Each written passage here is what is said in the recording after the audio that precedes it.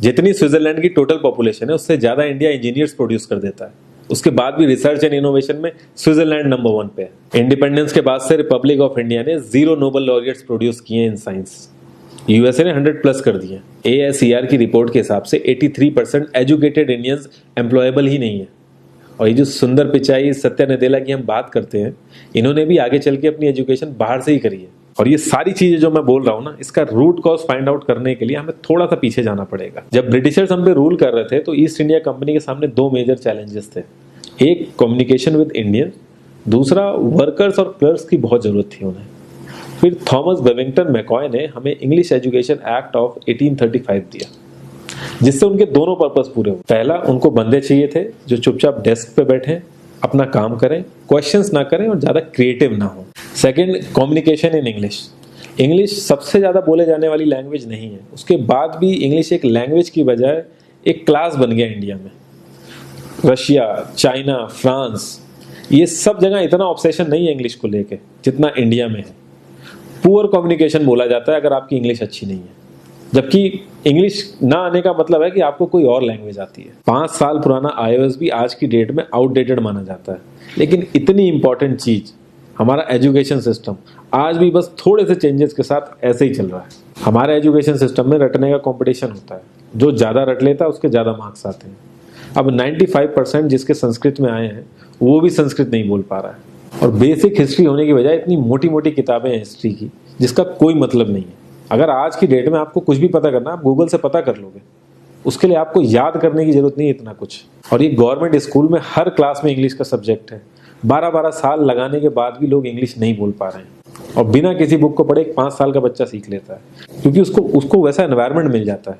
A+B का whole square is equal to A² + B² + 2AB। इसका real life में क्या यूज है किसी को नहीं पता, न प्रिंसिपल, न टीचर, न बच्चे, बस पढ़ाए चले जा रहे हैं। हो सकता है इसका कुछ मतलब हो, लेकिन आप ट्राई करके देख लेना, किसी को नहीं पता। हाँ, 2AB की जगह अगर आपने 3AB बोल दिया तो 4 लोग हंसने वाले मिल जाएंगे आपके ऊपर। किंडरगार्टन में जो बच्चों को सिखाने के लिए टेक्निक यूज होती है वो लाख गुना अच्छी है कॉलेज की वो रटने वाली टेक्निक से। और जिन बच्चों के बहुत ज्यादा नंबर आते हैं ना, जो वो छुपा छुपा के एग्जाम में लिखते हैं, आप देखोगे जब वो रियल लाइफ में जाते हैं ना तो ज्यादातर क्रम्बल करते हैं वो।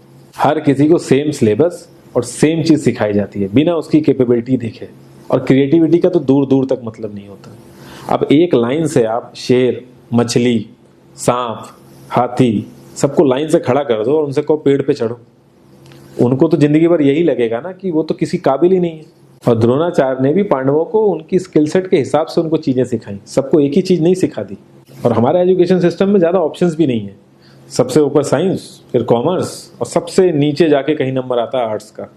आर्ट्स लेने वाले को तो लोग इतना हल्के में लेते हैं जैसे वो किसी काम का ही नहीं है। हर माँ बाप को तो इंजीनियर या डॉक्टर ही बनाना है।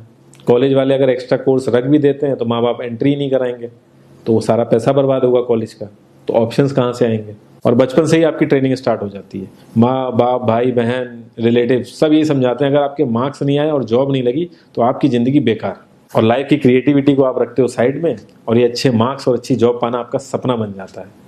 अब ये सपना पूरा हो जाता है तो बहुत बढ़िया है, दूसरे को जेलस फील कराओगे, नीचा फील कराओगे। और इस छोटी सी उम्र में अगर सपना टूट जाता है तो सेल्फ डाउट में आ जाओगे।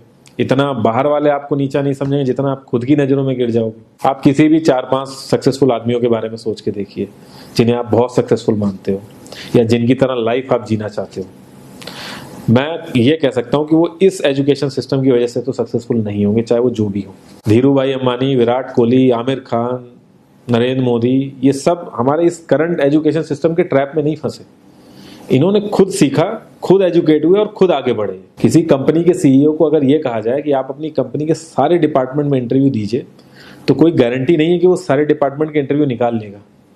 और ये भी हो सकता है कि वो आधे से ज्यादा डिपार्टमेंट के लिए क्वालिफाई ना करे एजुकेशन वाइज, लेकिन वो पूरी कंपनी चला सकता है। तो ये जो एक स्किल है, इसके बारे में बात क्यों नहीं होती? लोग अपनी 25% से ज्यादा जिंदगी इस करंट एजुकेशन सिस्टम में लगा देते हैं ताकि अपने से कम पढ़े लिखे आदमी की कंपनी में जाके उसके सपने पूरे कर सकें। इंडिया का जो करंट एजुकेशन सिस्टम है, अगर वो इतना ही अच्छा है तो जो भी सेलिब्रिटीज हैं, पॉलिटिशियंस हैं, वो अपने बच्चों को बाहर क्यों भेज रहे हैं पढ़ने के लिए? इनफैक्ट पॉलिटिशियंस के साथ तो ऐसा करना चाहिए जिस एरिया से वो जीते हो उसी एरिया के गवर्नमेंट कॉलेज में उनके बच्चों को पढ़ना कंपलसरी हो जाए, तभी वहां के गवर्नमेंट कॉलेज सुधर सकते हैं। 368 प्यून की जॉब के लिए 1.5 लाख ग्रेजुएट और 24,968 पोस्ट ग्रेजुएट ने अप्लाई किया।